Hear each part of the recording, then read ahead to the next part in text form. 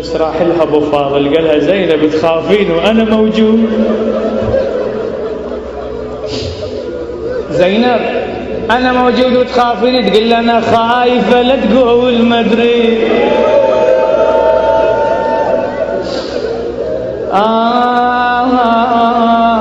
يا عباس يا صيوان خضري. لذلك كانت املها كبير بابو فاضل، وصاحت يا عباس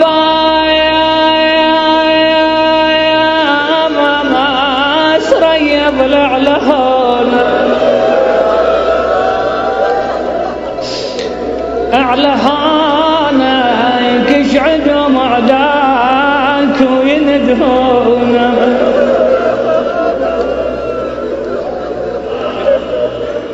والله ما خاف وخاف من خيك يبرجون. يقلها يا زينب جيت تظنين انا روحا وعوف عضيد الحسين، وعيناك لا تنقلب صابعين انا رد بشمال دون اليمين. يا زينب انا بدرقبت دون الحسين. تقول لاخوك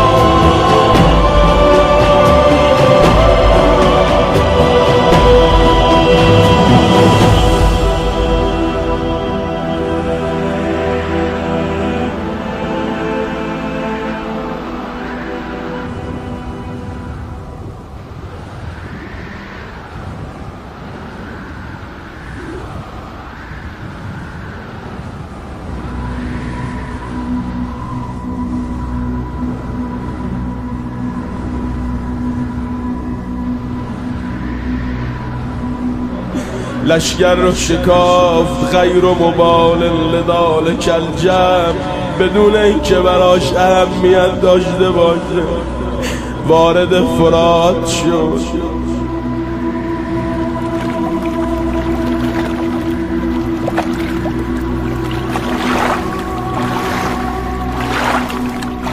فلما اراد ان یشرب غرفة من الماء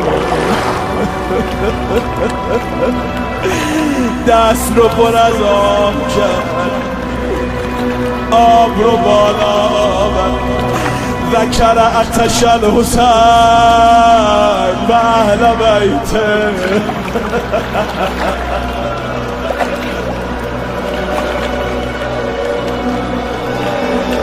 یاد شمران آغاش تشنه از بچه ها تشنه، فرم الماء آب رو روی آب و ملأ القربة مشک رو پر از آب کرد و حملها علی کتفه الایمن.